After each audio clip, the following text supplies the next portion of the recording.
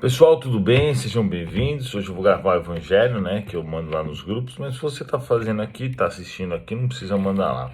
Se você quiser, você coloca um copo de água, faz a prece e faça o Evangelho com esse nosso estudo. Apesar que eu não vou ler, né, então é melhor você ler. O capítulo que a gente vai fazer hoje, deixa eu ver qual que é, o capítulo 12, Amai os vossos inimigos. O trecho chama Pagar o mal com o bem, tá bom? Então eu vou direto ao áudio, se você quiser, você dá uma pausinha aí, pega uma aguinha, né? Faz a prece, faz a leitura e depois lê as explicações aqui. Deixa eu só desligar o notebook aqui.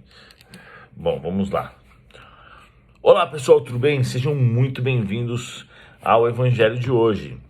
Hoje a gente vai falar um pouco sobre pagar o mal com o bem. Bom, muita gente confunde na realidade isso com a seguinte coisa. Vamos imaginar, o Joãozinho tá na rua, alguém chega para roubar ele e ele vai dar um abraço no bandido. Não é isso que a gente tem que fazer, entendeu? É claro que você tem que tomar cuidado com as pessoas que podem te fazer o mal. Então não é que a gente tem que baixar nossa guarda, é da nossa natureza nos proteger contra as ameaças que vão fazer conosco, né? Então se você tem um sócio que já te roubou, você não deve mais fazer negócio com ele. Você tem uma esposa ou um marido que já te traiu, você não deve mais ficar com essa pessoa. Então, pagar o mal com o bem, na realidade, e ele fala nesse texto, ele até cita um exemplo, por exemplo, olha que interessante essa parte, é muito importante isso, né? Porque se não amardes, senão os que vos amam, que recompensa tereis? Ou seja, se você gosta só de quem gosta de você, que benefício que você está fazendo? Quem é você no sentido de fazer o bem? Nada demais. Qualquer um ama o que a sua família, qualquer um vai amar sua mãe, normalmente, né? Ou então amar sua esposa, isso é normal, seu filho, isso não tem nada demais. Então ele fala que até os pecadores, Jesus fala isso, até os pecadores, até os publicanos, que eram os cobradores de impostos, até eles podem fazer isso que você está dizendo. Né? Amar a quem gosta de nós é normal, mas a gente tem que ter em vista o quê? Que nós devemos amar as pessoas como todas sendo filhos de Deus. Isso não quer dizer que a gente deve baixar a guarda e deixar que as pessoas nos prejudiquem. Porém, quer dizer que a gente deve olhar para os estranhos como se eles fossem nossos irmãos, nossa mãe, nosso filho e etc, né? Então, de uma forma geral, a população são todos nossos irmãos, isso é verdade. Não só no planeta Terra, como no universo inteiro. E quando a gente olha para aqueles que nos prejudicam, aí que está uma questão muito importante. Eu falei para vocês que a gente não deve abraçar o bandido, com certeza não. Mas quando a gente vê que alguém nos prejudica, a gente deve imaginar, esse é um espírito que não está evoluindo. Por que alguém faz mal para o outro? É porque não tem nível evolutivo. As pessoas não fazem mal porque elas são malandras, porque elas são espertas. Porque isso na verdade é uma grande burrice. Porque elas terão de pagar por isso. Entendeu? Desculpa, arrastei a cadeira que fez um barulho. Não é fantasma, tá? Elas terão de pagar por isso. Então, se ela soubesse o dano que ela está causando, principalmente ela mesma, quando ela prejudica, quando ela rouba, quando ela faz mal para alguém, ela com certeza não faria.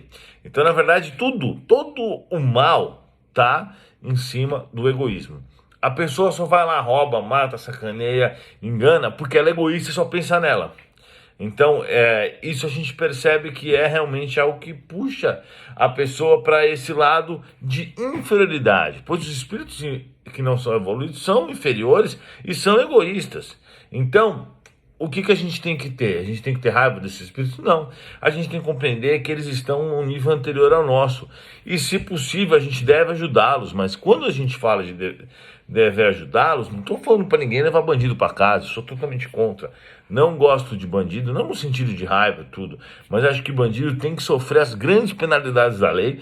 Mas o que eu estou querendo dizer é assim, se tiver uma oportunidade, você deve, sim, tentar mudar a cabeça de alguém.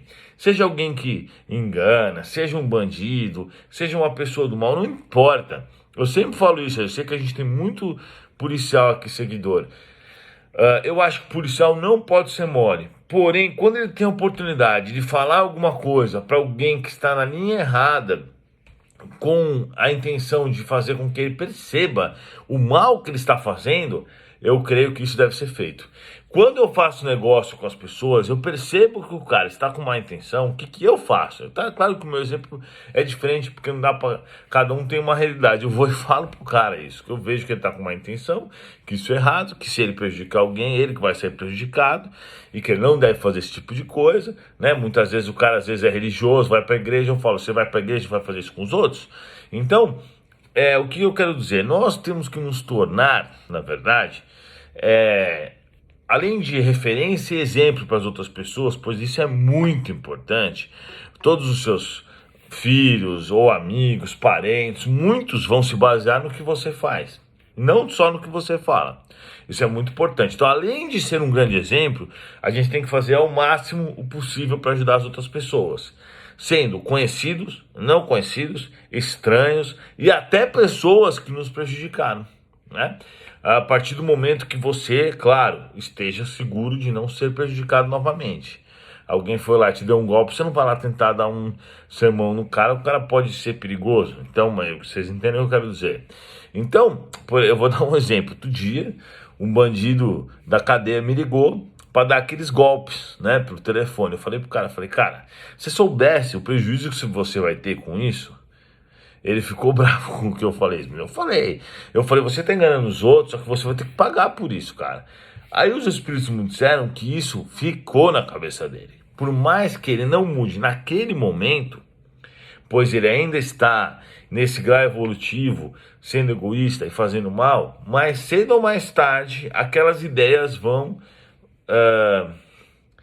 sei lá como é que eu falo, mas assim, vão crescer dentro da ideia da cabeça dele.